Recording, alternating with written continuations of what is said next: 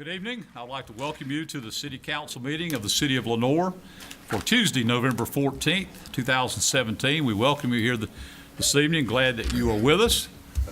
And we're going to give 1 second here as Councilmember Thomas comes into the room. Welcome. Yay. As we always do, we will just a minute get started with a moment of silence, and we will remain standing for our Pledge of Allegiance. As we go to this moment of silence, we would like for you to keep the family of Dr. John and, of course, Kaylin Horn-Ty. Their family has had a tragic loss over the last few weeks, and we would like for you to keep them in your thoughts and prayers. The daughter in California with a child, so please keep them in your thoughts. And we certainly are been thinking about them very much, and I know it's been a really tough time. So please keep them in your thoughts. And now, if you will, please rise and join us for our moment of silence, and remain standing for our Pledge of Allegiance.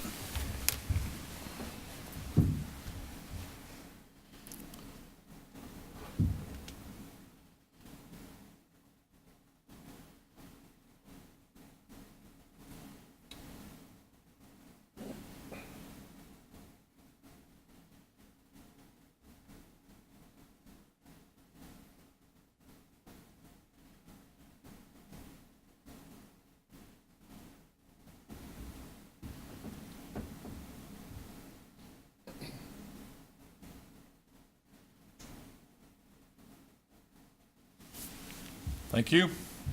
Please salute the flag. I pledge allegiance to the flag of the United States of America and to the republic for which it stands, one nation, under God, indivisible, with liberty and justice for all.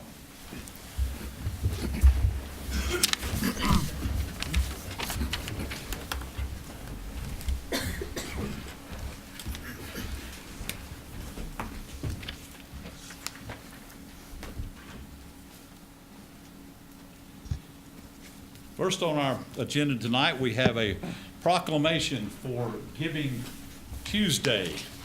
And I'm going to ask Kimby and Ferguson if you'll come up and join me. And there's an excerpt in here that I was going to look at about, I don't see it. Is that in the agenda? Talking about this, Joe? Oh, thank you. This is Giving Tuesday is a global movement that has been built by individuals, families, organizations, businesses, and communities in all 50 of our states and in countries around the world. Giving Tuesday inspires people to take collective action to improve their communities, give back in better, smarter ways to the charities and causes they believe in, and help create a better world. And you can find additional information on Giving Tuesday at www.givingtuesday.org. And Kimby, and thank you very much for bringing this to our attention. And we're very honored to be able to be a part of that. I'm going to read this proclamation for Giving Tuesday. Whereas Giving Tuesday was established as a national day of giving on Tuesday following Thanksgiving. And whereas Giving Tuesday is a celebration of philanthropy and volunteerism where people give whatever they are able to give. And whereas Giving Tuesday is a day where citizens work together to share commitments, rally for favorite causes, build a stronger community, and think about other people. And whereas it is fitting and proper on Giving Tuesday and on every day to recognize the tremendous impact of philanthropy, volunteerism, and community service in the city of Lenoir and Caldwell County. And whereas Giving Tuesday is an opportunity to encourage citizens to serve others throughout this holiday season and during other times of the year. Now, therefore, I, as mayor of the city of Lenoir, North Carolina, and on behalf of the Lenoir City Council, do hereby proclaim Tuesday, November 28, 2017, as Giving Tuesday throughout the city of Lenoir and Caldwell County, and encourage all citizens to join together to give back to the community in any way that is personally meaningful. In witness whereof I have hereunto set my hand and caused the seal of the city of Lenoir to be affixed this the 14th day of November 2017. Vivian, thank you very much. Thank you. We appreciate that. If you would, give us a little more information Okay. about what's going on. Well, being the newest nonprofit here in Caldwell County, which I don't know if everyone knows, we're opening up at the old Unicycle building as teacherstreasures.org, and we are going to be supplying school supplies for all the teachers in Caldwell County free of charge. So being the newest, I wanted to kind of do this to make the other nonprofits in this county aware, and there's so many places that we can give as a community, as individuals, as corporations, to help our town, and just something we wanted to do to get our name out there too and to get going. Dana and Polly Rosario are helping me tremendously. So thank you, Thank you. for doing We this. appreciate it very much. I think it's going to be Bringing this to our attention and making people aware of Yes. the chances and opportunities they can. We have wonderful nonprofits in this community, and any way that we can help them is certainly encouraged. You know, and for the individuals, you know, go in your closets, get coats, get blankets, go give them to, you know, the other places. It's just, it can be a huge thing. It can. We're excited about doing this. Well, good. Well, thank you Thank very you. much. Thank you.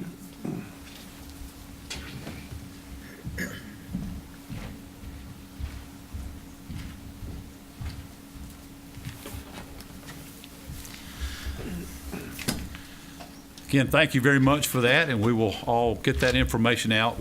She'll have some great cards here that tell a lot about this situation.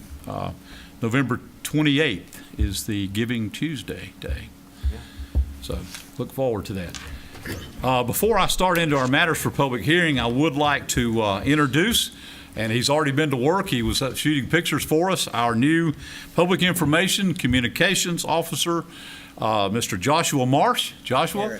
Harris. Why'd I write that down?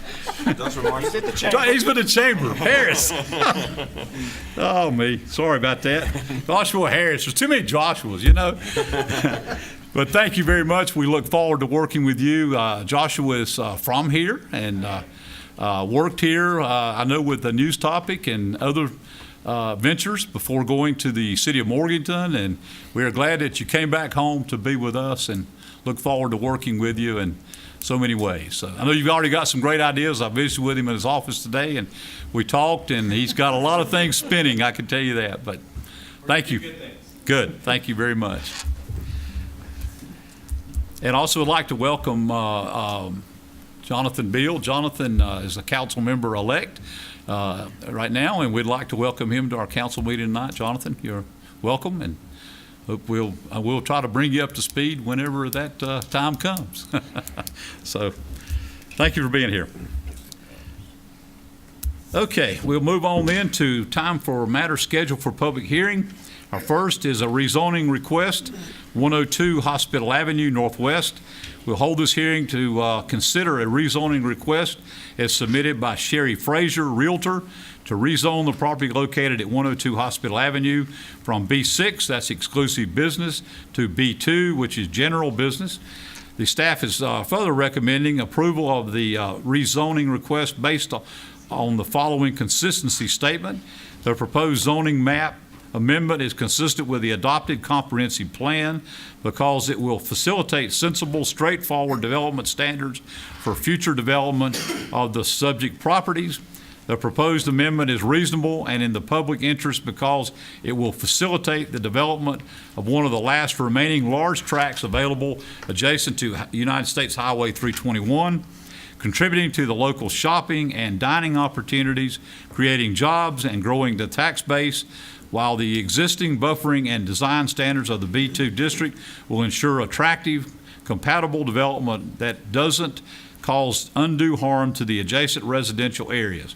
The Planning Board and the planning staff recommend approval of the rezoning request and the consistency statement. I will open the public hearing, and I'll ask if there's anyone that would like to address the council at this time. First, I will let Jenny Wheelock, our planning director, come and address the council. Good evening. I'll be really quick. This will feel a little bit like deja vu because we practically did this case last month. This is the rest of that block. It's right on the corner of Hospital Avenue and 321.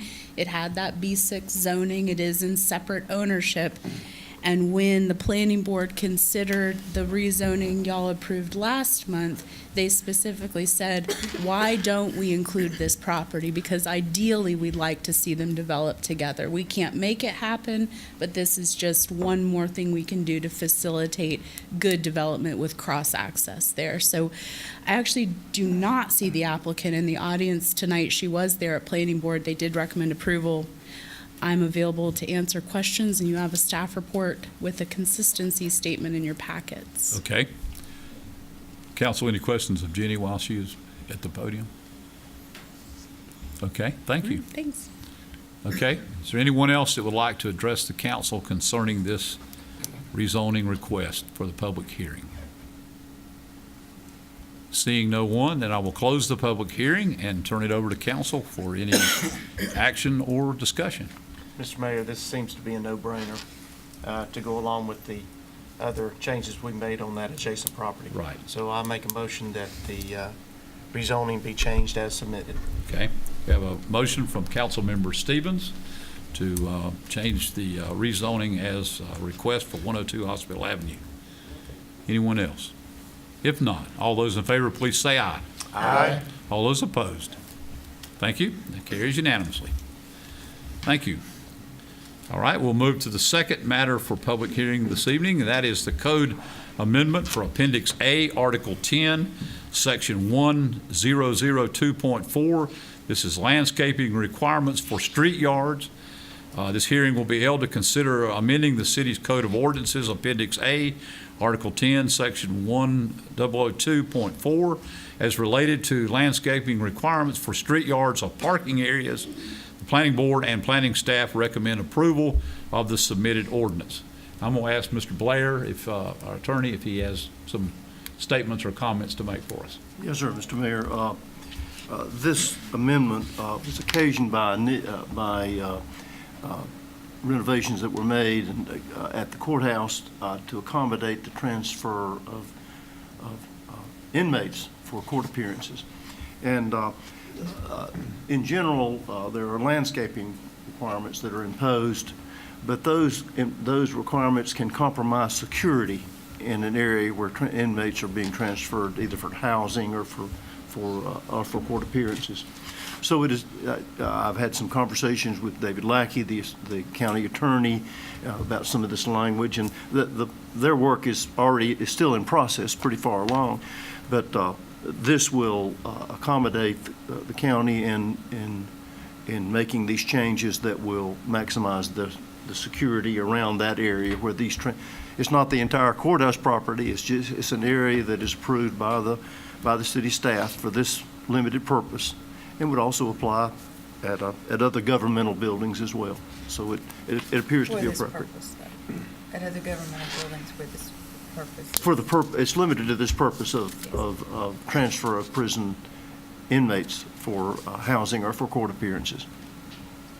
Okay. And it's very straightforward. The change, as you can see, is an area approved by the city planning department staff that adjoins a governmental building and designated for the receipt and transfer of prison inmates for housing or court appearances shall be exempt from the landscaping requirements in this statute. Okay. Thank you, Mr. Blair. Anyone have any questions of Mr. Blair? Okay. Public hearing is open. Is there anyone that would like to address the council concerning this issue? Okay, if not, seeing no one, we'll close the public hearing, turn it over to council for any discussion and or motion. Yes, sir. I just wanted to say real quickly, although I did just resign from it, I was on the courthouse security committee when this issue came up, and it kind of a bumpy road to get here. But originally, when this was first being floated, I had decided I probably wasn't going to vote for it. I had some issues with how this process went along. But this is a pretty reasonable accommodation. I don't really have any issues with it. I specifically wanted to compliment Ms. Wheelock. She handled herself very well during this process. heated moments between the city and county during this process, but it sounds like everything's worked out, and I think this will probably take care of the issue. Thank you. So I'll make a motion to approve. Have a motion from Councilmember Rohr. Thank you very much. Again, thank you, Jenny, for your work on this, and Mr. Blair, we appreciate I concur. the work and working together with it. We always want to try to work together with our partners, county and others, in these kind of situations, so we really do appreciate the work and I efforts. think it looks very good what they've done, too. Yeah. It looks Yeah. very good. Yeah. Yeah, we appreciate that. Thank you for that work on that. So, okay, motion from Councilmember Rohr to approve this code amendment, Appendix A, Article 10, for the landscaping requirements for street yards. All those in favor, please say aye. Aye. All those opposed? Thank you. That carries unanimously. Thank you very much. We appreciate that. All right, we'll move to item C of our public hearings. This is also a code amendment, Appendix A, Article 4, definitions. This hearing will be held to consider amending the city's Code of Ordinances, Appendix A, Article 4, definitions as related to the permitted locations and performance standards for adult gaming establishments. Staff's recommending approval of the submitted ordinance. Planning Board and Planning Staff recommend approval of the submitted ordinance. I will open the public hearing, and I'll ask our Planning Director, Jenny Wheeler. All right, good evening.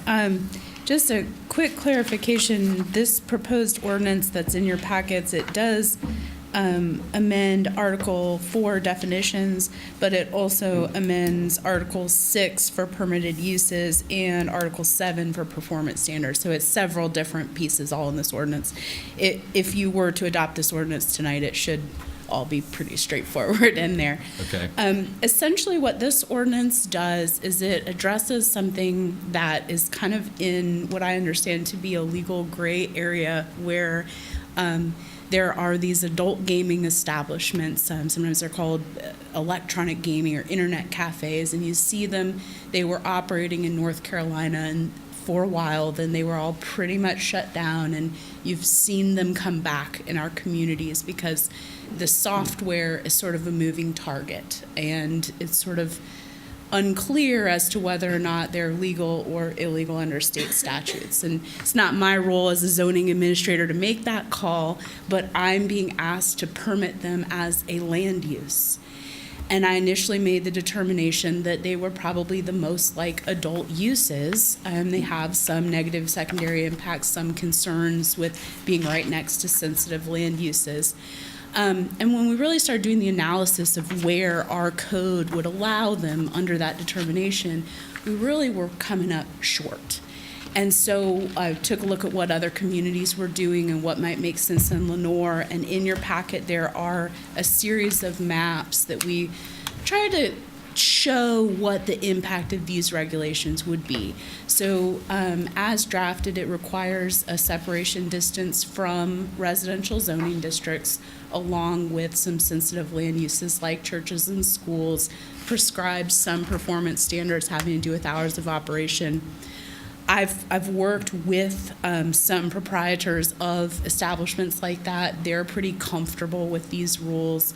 It would leave them as a by right use, which keeps them out of doing that conditional use permit thing where it comes before you as a public hearing, but you have to approve it if they meet the standards. We tried to make objective standards that you could feel comfortable delegating to staff. I don't know what'll happen in the future with this, but this gives me, at least from a land use perspective, the ability to say, okay, but I have some rules to apply. And right now, I really don't in the code. So I'm happy to answer questions about the maps or the ordinance. Otherwise, if you were to adopt this tonight, it would give me the framework that I really need as I'm being approached by these individuals.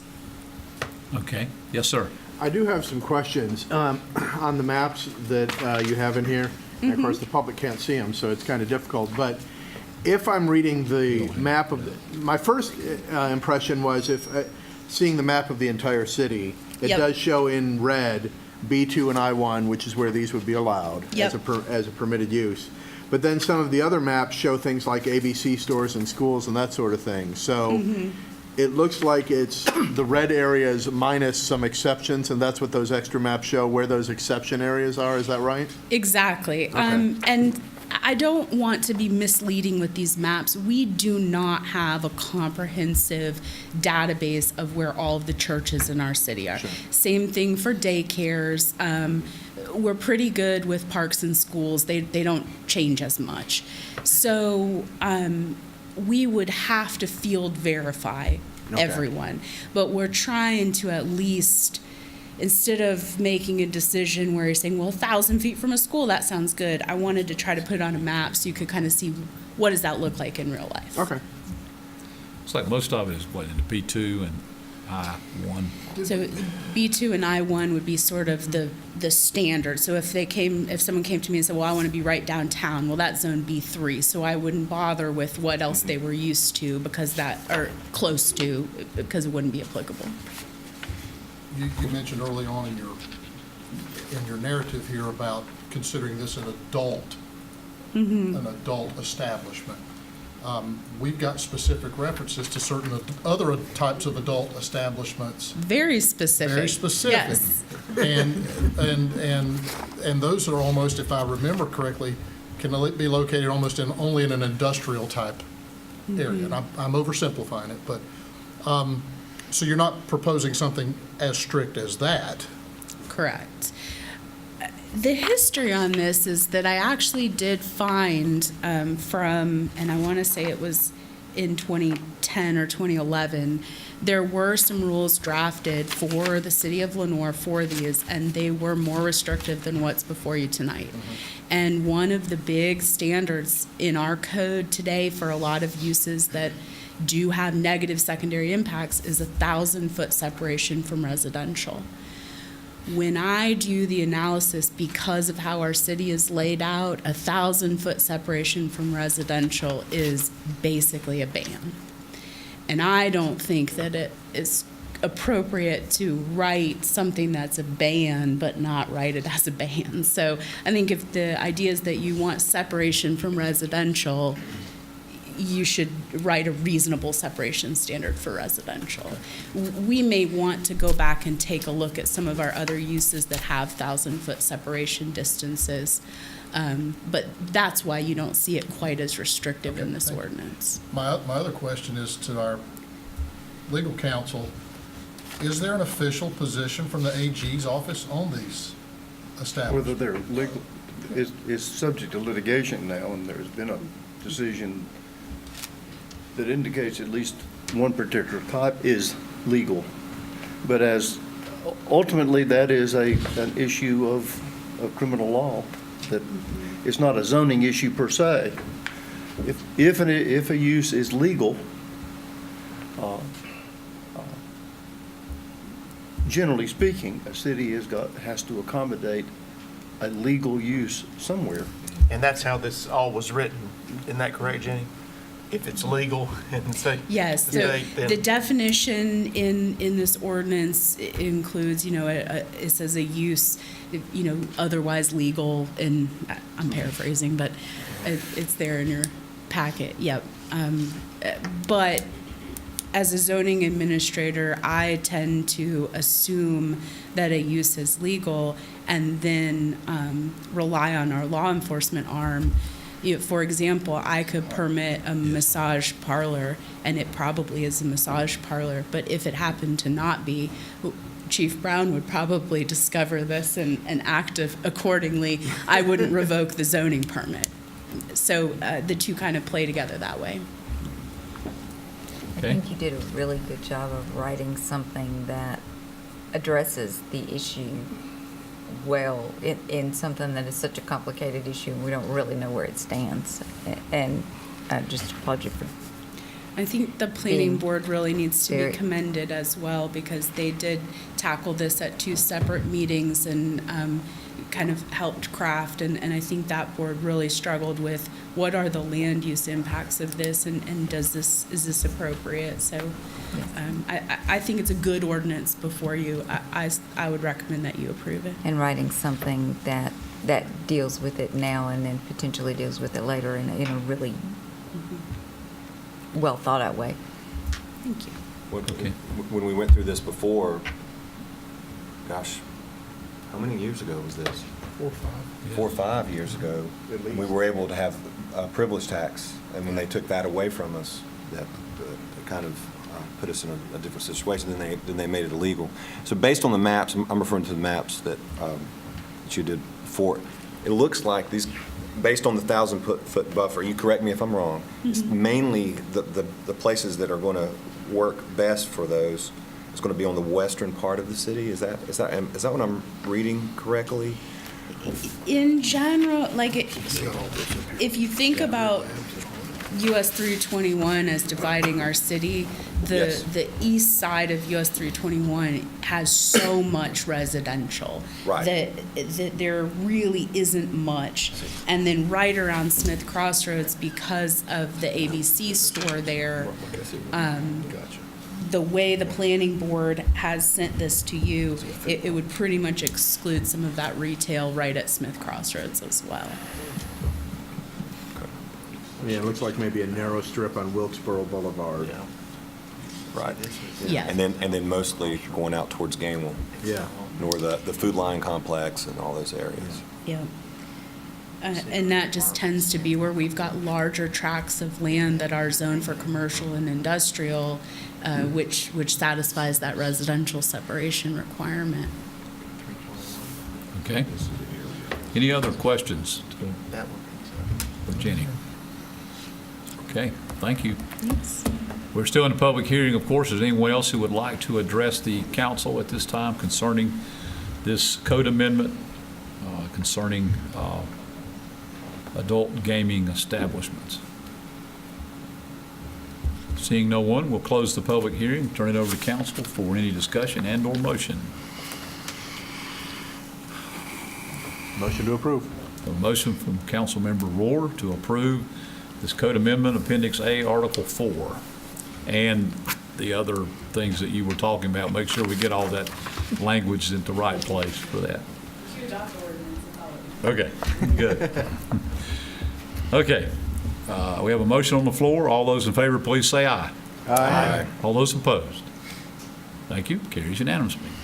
And let me comment, Jenny, when you bring something to us, you and the planning board together, I feel comfortable in voting according to your knowledge in that. And I appreciate that comfort in doing it. Yeah. Thank you. Please do.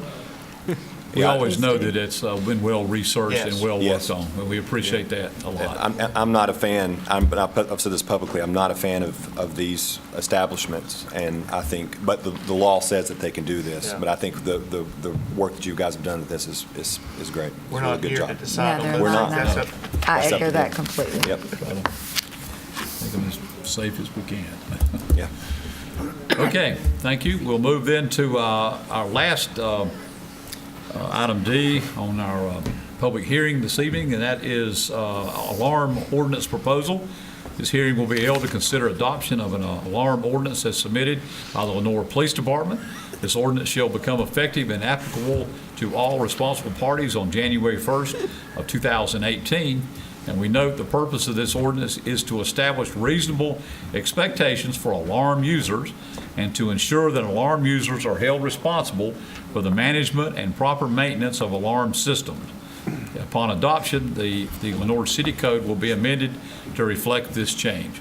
I will open the public hearing, and I'll introduce Chief Scott Brown to come before us and give us an update on what this is all about. Thank you, Mayor. If I may, I also want to brag on our planning director and the way she leads the planning board. That was a difficult ordinance that she just presented, and she respected our stance on staying separate from that, and still was able to communicate with us what needed to be communicated. So, just a great partner. I think we work pretty well together. So, thank you, Jen. This alarm ordinance, I would appreciate just a few minutes. I know we had an opportunity to talk about this at the committee of the whole, but it's something that does affect a good portion of the community, so I want to take a few minutes for those at home to allow them to understand a little bit about what we're asking here. You do have a complete copy of the proposed ordinance in your packet, as well as a letter that was mailed to all of those commercial locations that had 10 or more false alarms in 2016. And there were quite a few of those.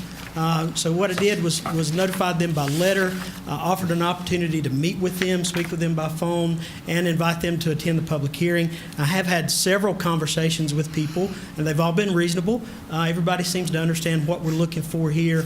It's just we're trying to do business a little bit smarter than we have in the past and cut down on some wasted time. Just by way of background, and I think this really serves to be an eye-opener for people, in 2016, we answered 1,878 alarm calls in the city of Lenoir. These are not fire alarms. Chief Briscoe's are in addition to these. These are burglar alarms, panic alarms, those kind of things. Out of those 1868 were false. So 99.46% of those were false. Those alarms occurred at 459 different locations, and 134 of those locations had 4+ false alarms. We invested over 411 man-hours at a conservative cost of about $31,000 to the taxpayers of just responding to a false alarm where somebody didn't know the code, whatever the case may have been. The Security Industry Alarm Coalition, which is a nationwide coalition that deals with the alarm industries, based on their figures, it was about $140,000 in wasted dollars. So we don't pay quite as well as some of those police departments, so our numbers are a little bit smaller than that. Although we're open to anything you're willing to donate. We in Lenoir, this is something that I've looked at for years, and for various reasons we didn't bring it up. But we're one of the few cities our size in the state of North Carolina that doesn't have something like this. Hickory, Newton, Conover, Boone, Valdez, Morganton, they all have ordinances that are very, very similar to ours. Ours is based off the North Carolina Association of Chiefs of Police model. So I talked to Chief Dana Crawford in Boone the other day. He's a good friend. They implemented theirs last year, and in 1 year they reduced their false alarms by 55%. Pineville reduced theirs by 67% in 1 year. So it's doable. This can serve its purpose. One thing I do want you to know is Granite Falls, Hudson, and Caldwell County do not have a similar ordinance. So we would be the only municipality in the county with this ordinance. Some national statistics: 6% of the population have alarm systems. 94% of the population supports what they don't have. So when we answer a false alarm, John Smith is paying for it whether he has one or not. And so that was a little eye-opening to me. The false alarm stats nationwide are very similar to ours. The total calls for service nationally are about 10 to 25% of all calls for service. In the city of Lenoir, they make up about 8% of all of our calls. 20% of all alarms trigger 80% of false alarms. That's very real here. And one thing I do want to point out, just by way of credibility, many of you know Glenn Mowry served as the deputy chief for CMPD under Darrell Stevens. Was the chief in Charlotte for many years. He worked personally with me on this. He now is employed by SIAC, and so I certainly value his opinion. We had a few disagreements that we'll talk about in just a moment. So the purpose of what we're trying to do is to establish reasonable expectations for alarm users and to ensure that alarm users are held responsible for the management and proper maintenance of alarm systems. Our goal in the city is to reduce our false alarms by 50% by January 1st, 2019. And based on the numbers I gave you previously, I think that's very, very doable. This will be done through registration, proper training, and maintenance of the alarm systems. Everybody that I've talked to so far has acknowledged that they need training and has acknowledged that they need to secure their codes a little bit better than they do. It's not a difficult task. It's just a matter of doing it. Yes, sir. Do you have data that shows the distinction between operator error versus system error? I do not, but I would imagine it's very, very high. Operator error is probably 90% or above. Okay. That's good to know. Yeah, yeah. One thing I do want to make sure everybody understands, this is not intended to discourage alarm users. It's not intended to discourage you from putting an alarm in your home or your business. We encourage that. We want to help you do that the right way. That's a force multiplier for us. We need those alarm systems to be in place, but we need them to be operating the way they're supposed to and to be managed the way they're supposed to. And it's also not intended to be a revenue producer for the city. We'll talk about the penalties, the civil penalties that are assessed in a minute. It would do my heart well for us to bring in 0 fines next year. That would mean that this ordinance has done what we intend it to do. Some key points of the ordinance: registration is required by all alarm users. That's residential and commercial. Churches, schools, everybody must register their alarm with the police department. One of the reasons for that is if somebody asked me today how many alarm systems are in the city of Lenoir that we're responsible for, I have no idea, no way to tell. We can make a pretty good guess based on the false alarms, but I have no way of knowing that because they don't have to let us know they have one. We do charge a $10 permit fee for commercial businesses only. If you have an alarm in your home, you do have to register and apply for a permit, but it doesn't cost you anything. As part of that registration process, we'll ask for relevant information. If you have an alarm system in your home, you know that you need to provide us with callback information and those kind of things. We need to know, if you have dogs on the property and those kind of things, just basic information. At the time you apply for your permit, we're going to give you some management tips, just a little one-page list of bullet points. Hey, do these things, and it'll cut down on these false alarms. Mentioned we currently have no database of alarms in the city. Another point: 3 or more false alarms in a year by this ordinance are deemed excessive. After that third permit and a third false alarm in a permit year, we'll send you a notice. Hey, this is number 3. Let's try not to get to number 4. On number 4, you're issued a $50 civil penalty, and that's run through City Hall. One of the things that Deputy Chief Mowry and I disagreed on, the model ordinance through the Chiefs Association and the ordinance that's adopted by the majority of municipalities in North Carolina, says that after the 4th alarm, you're issued a $50 civil penalty. If you don't pay that within 30 days, we stop showing up at your property. I can't do that. Okay, so it's not about the money for us.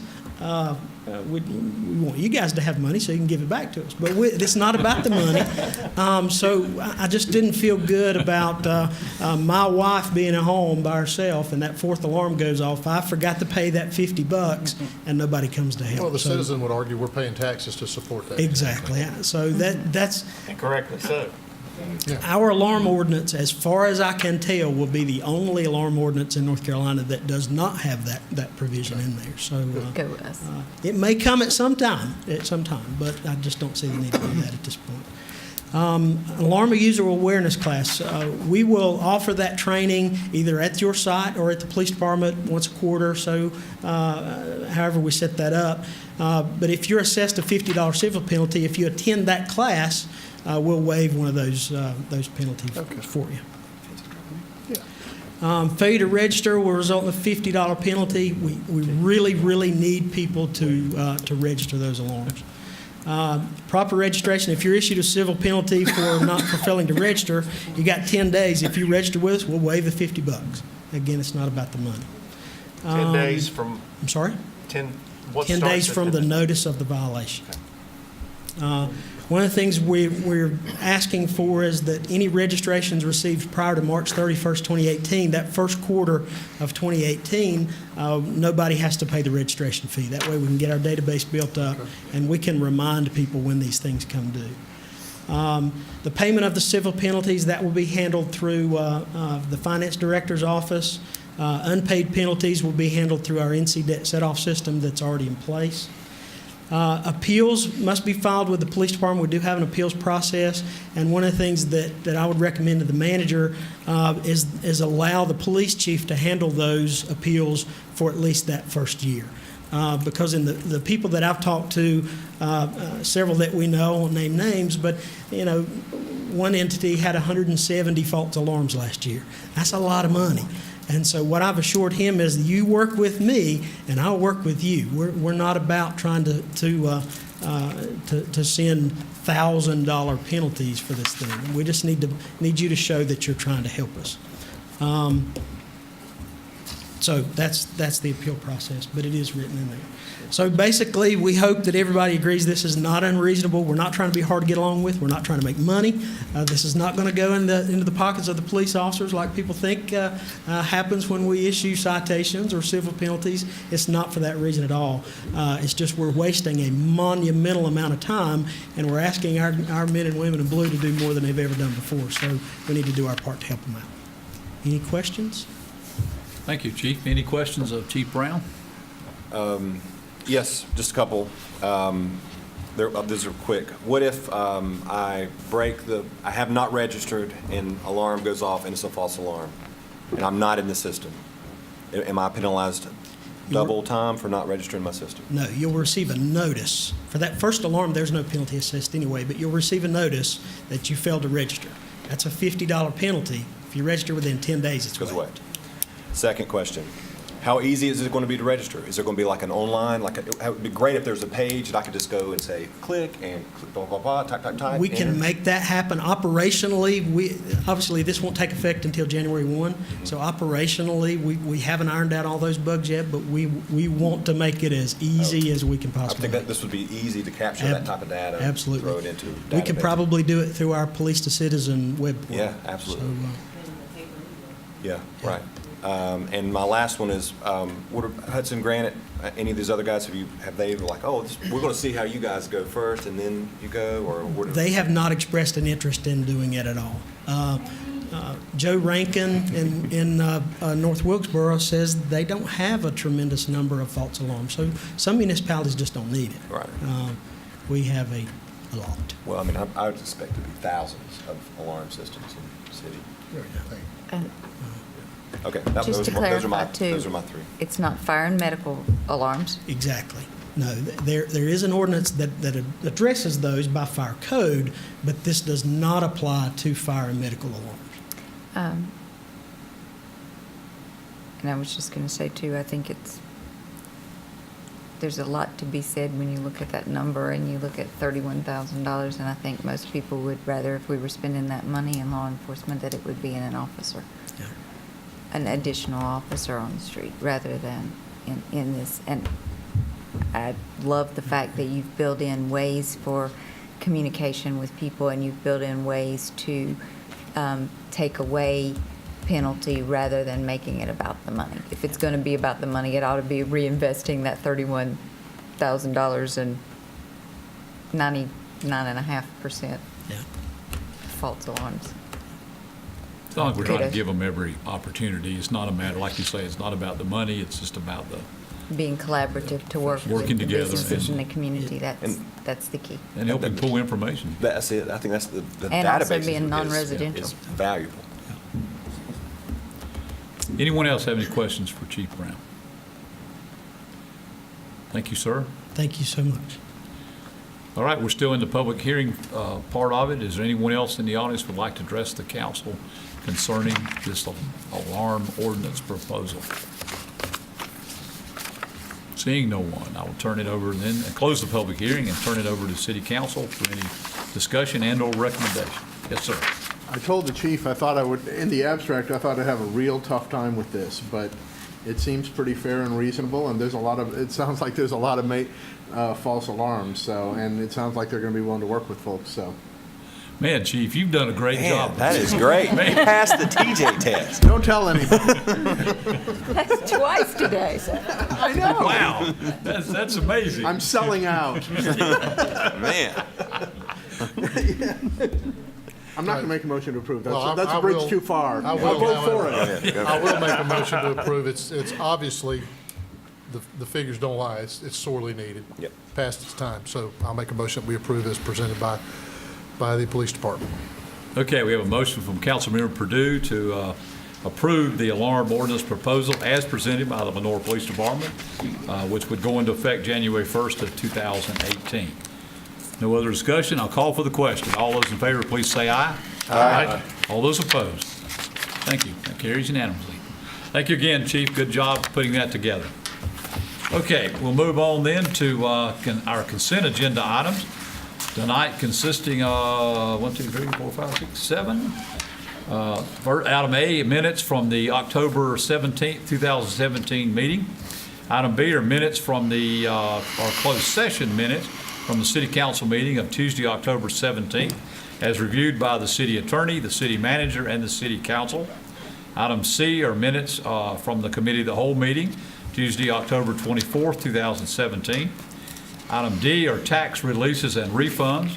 This will be approval of tax releases and refunds as of October 2017 in accordance with North Carolina General Statutes 105-381 and is submitted by the Finance Director.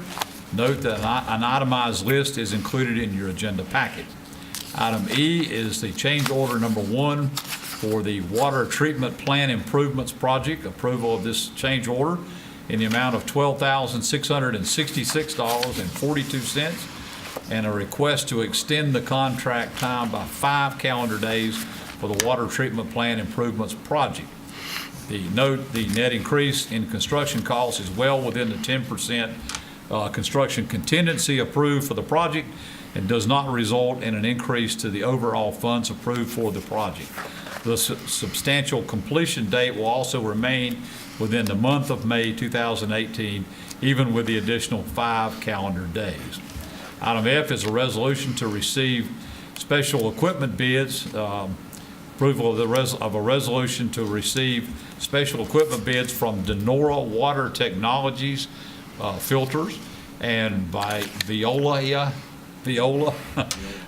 Water Technologies / Kruger Incorporated, and that's for mechanical pretreatment. And item G is the proclamation for Giving Tuesday. This would be approval for proclaiming Tuesday, November 28th as Giving Tuesday throughout the city of Lenoir and Caldwell County. Those are the agenda items. I will now turn it over to council for any discussion and/or motions. Make a motion to approve the consent agenda items as presented.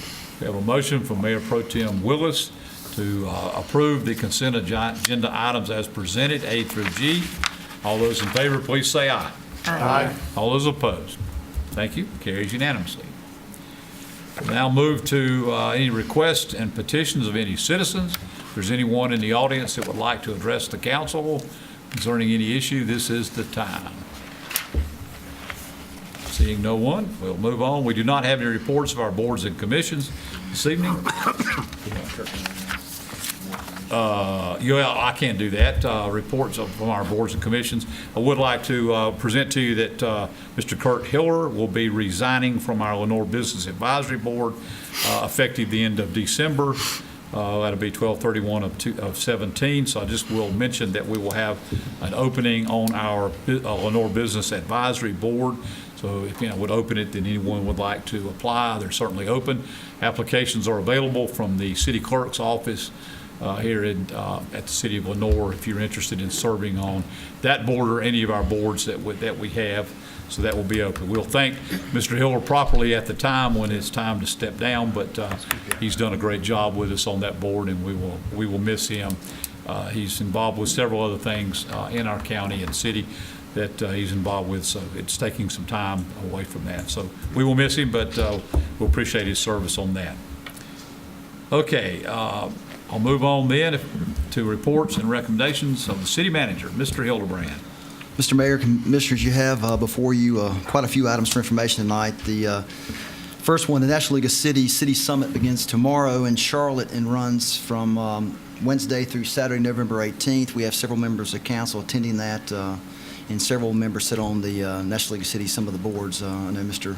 Rohr sits on, I think, Tax and Finance. Finance, Administration, and Intergovernmental Relations. And Mr. Willis serves on the... Anybody know what that's about? Tell me. You're going to tell us. It sounds like a fair committee. It's very fair. Okay. Mr. Willis? I serve on small cities and IT and communications. boards. So they'll be attending those meetings as well. Tomorrow morning at 9 a.m. Yeah. The annual Light Up Lenoir event is scheduled for Thursday, November 16th from 4 p.m. to 6 p.m. in downtown. Also, the annual light show begins daily from 6 p.m. to 10 p.m. The annual Christmas festival will begin on Saturday. I guess it kicks off Saturday, November 18th at 10 a.m. to 4 p.m. The annual Cross Community Turkey Tuesday event is Tuesday, November 21st at MLK Center. The first 50 senior citizens or anyone with a disability may pick up a turkey from 5 to 6. And distribution to the general public will begin at 6 p.m. and donations are being collected. I know Mr. Perkins and also Ms. Thomas are collecting those, and I think checks should be made out to New Covenant United Methodist Church. Y'all want to comment on that? One thing I'd correct is we're going to start everything at 6 o'clock, and that's what the flyer says. Okay. Instead of doing that breakdown Early. of time. I'm hoping that we'll have Chief, we're going to have a turkey out there. One of you guys going to be a turkey this year? You'll be there, yeah. So we'll look forward to that. Crowd control, I anticipate we'll have a lot of people, so we're going to start everything at 6 o'clock. I think we know where there's a turkey that may be able to serve. Yeah, I do too.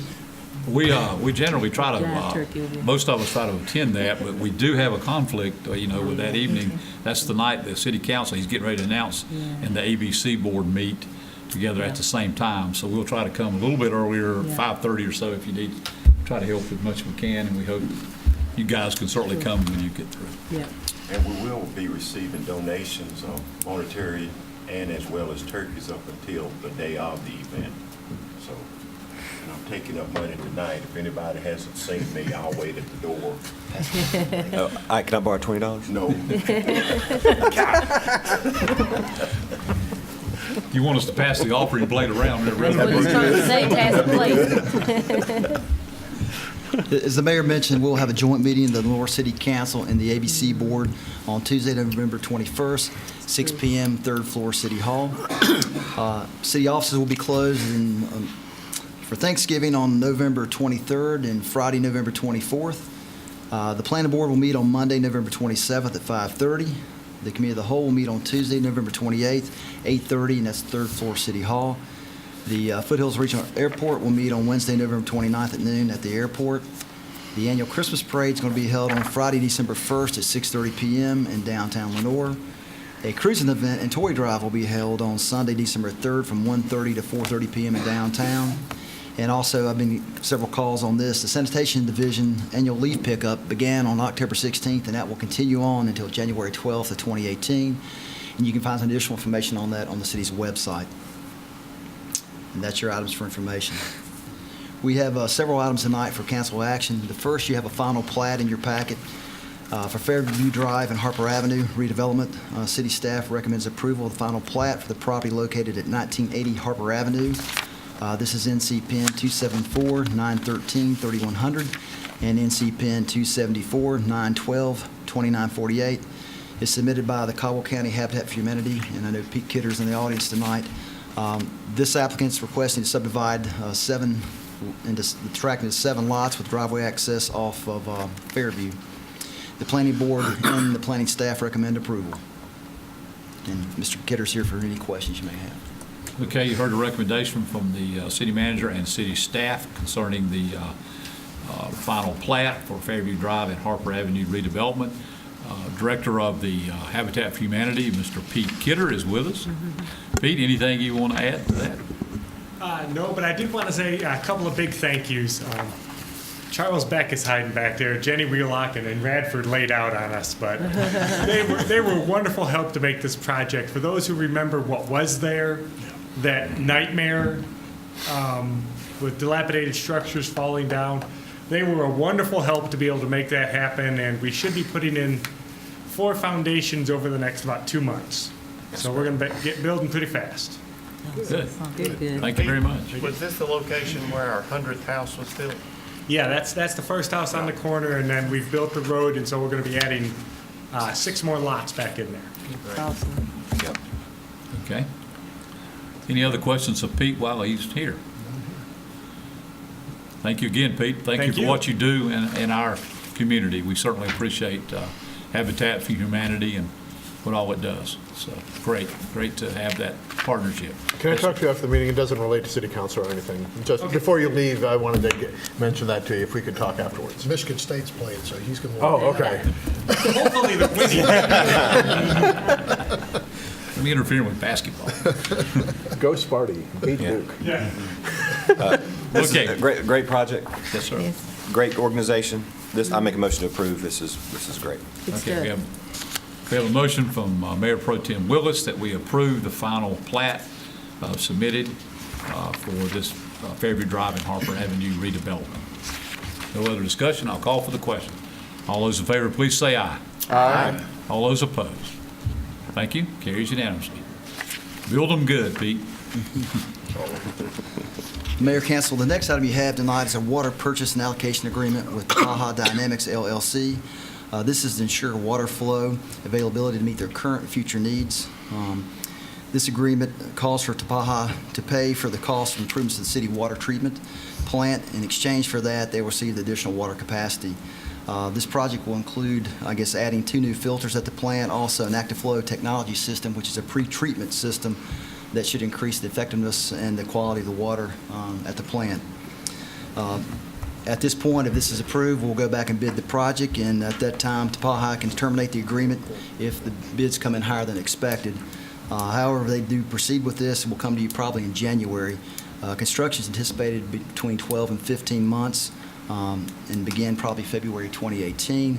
This will be a 25-year agreement, and I got Mr. Lovingood here with McGill Associates to talk about the technology, and you have the city attorney to talk about the agreement, but otherwise, I think you're familiar with the document, and if you have questions, we'll try to answer those. Okay, you've heard the recommendation from the city manager concerning this water purchase and allocation agreement with Tapaha Dynamics LLC and the city of Lenoir to ensure water flow availability to meet current and future needs. Any discussion? Anyone on council? Not, I'll ask for a motion. Why is everybody looking at me? Before he says anything, you have I don't have anything to a say. motion to approve. Just give you a chance. We have a motion from Councilmember Thomas to approve this agreement. With no other discussion, I'll call for the question. All those in favor, please say aye. Aye. All those opposed? Thank you, that carries unanimously. Thank you, Andy, for being with us this evening. We always glad to see you and appreciate all that you do and working with the city of Lenoir. Man, a few words, that's right. Yes, sir, back to you. Your next item is a bid award for security fence at the police department. Staff took bids for fencing around the police department. Low bidder was Mitchell Fence Company out of Hudson for $41,000. You have a diagram, of the fence in your packet. Funding is included in your annual budget for this. Okay, you heard the recommendation again from the city manager for the bid award for this security fence project at the Lenoir Police Department. And this is recommended at a low bid of $41,000 to Mitchell Fence Company out of Hudson, North Carolina. So it's good for staying in county work, which is always good. So any questions or motion from the council? I would just say, I never used it as a cut-through, but I'm going to miss using it as a cut-through. Just say. Is that a motion? We'll leave a section where you can get through. He'll find a way. Motion to approve. Okay, we have a motion to approve from Councilmember Rohr. All those in favor, please say aye. Aye. All those opposed? Thank you. Carries unanimously. I have one final. Okay, go One ahead. final announcement to make. It's with sadness that I'm going to announce that Fire Chief Kim Briscoe has told me he's planning to retire on March 1st of 2018. And All those opposed to that, raise your I didn't hand. accept it. I'm sorry, bud, that's And, over. It's over. You still have Put that down. several months to go back and decide to stay, and we hope you do. But if anybody deserves it, he does. He's done a fine job, and we'll have more time to talk about you. I'm sure we will. Oh, we're going to talk about it. It's, In front of your face and behind your back. but just as a professional, he's second to none. So I just want to say thank you. Absolutely. And I will add to that, Chief, we certainly have enjoyed all our time with you. It's not over, we know that, but we certainly have, we will miss you, you know that. I mean, without a doubt, there will. But you've built a great department, and you've built great lasting relationships with fire people all over this state. You are well-known, well-respected. I had a great note that the guy sent about you and your teaching. He wrote it, I think, but he gave it to me to read anyway. But we know that you do a great job. Even the Service League of Lenoir loved Chief Briscoe when he came to speak to them. So we appreciate all you have done and all I know you will continue to do and continue to build Lenoir Fire Department. It's the best one in the state, and we hope that it will always be that way. Means we vote no, Chief. We're very blessed, but we'll be future things coming. We know that, so thank you for that. Anything else? Any report from our city attorney, Mr. Blair? I don't have it. I've already made a report about one of our opening on our board. Anything from any of our council members? We will look forward to going to Charlotte the next few days and being a part of the National League of Cities. We'd always gain great knowledge of things going on around the country while we're there. I know they have some great speakers lined up, including Magic Johnson is going to be one of the speakers in Charlotte. So that will be great to hear what his perspectives are around the country. But, I would like to say that those of us that are going to miss a couple of the events over the next few days are only doing so because of this prior commitment. We would love to be in both places. Right.